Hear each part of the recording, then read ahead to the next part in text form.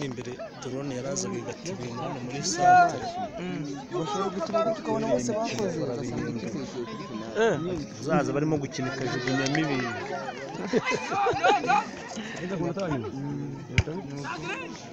ariko nta nubwo itiza ziraje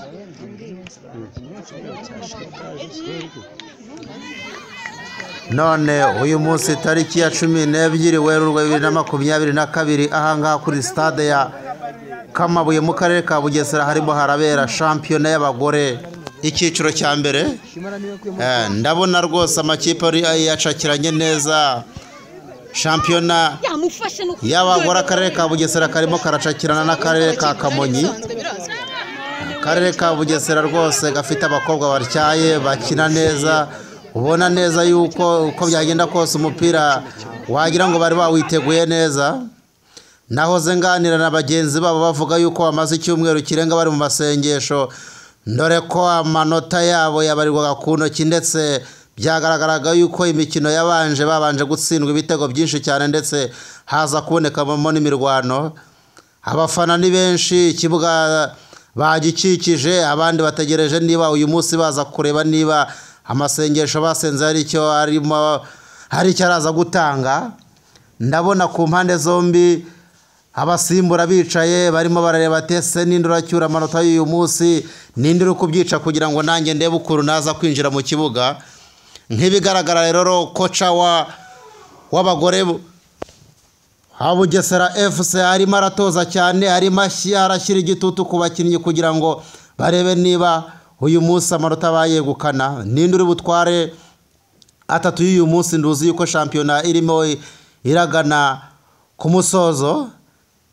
Ndabona komiseri arahari, umusifuzi wasifuye umukino n'uwo bita Barthez, umusifuzi w'inararibonye umazemo imyaka itari mikeya yaba muri shampiyona y'abagabo mu cyiciro cya mbere muri Rwanda Premier League. Abakinnyi bose barimo baragerageza barashaka kubona igitego mu minota ya mbere, ariko nubwo mbona bitari kuborohera. Ndimo ndabona umupira uri mu kibuga cya Bugesera FC. Rimwe na rimwe ndabona Bugesera igerageza gukora counter attack, ubundi Kamonyi nayo ikazamuka, n'indi uri butsinde. Nubwo bitoroshye ariko ndabona uko byagenda kose ngo ababurana ari babiri haba harimo uwigiza nkana.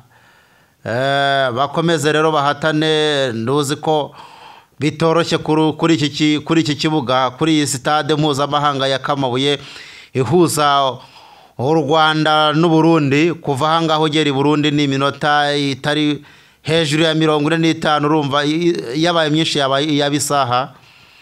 Tubibutse yuko iyi stade ya Kamabuye iherereye mu murenge wa Kamabuye mu karere ka Bugesera. Kuhavugera mu murenge wa Ruhuha nta minota 5-6 mu modoka irimo. Match irakomeje rero, match irakomeje, irimo irakinirwa noneho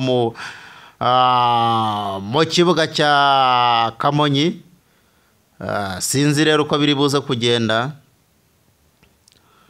Abakinnyi bari physical fit, gusa ntitwakwirengagiza kuvuga yuko hari impaka nyinshi ahangaha hanze y'ikibuga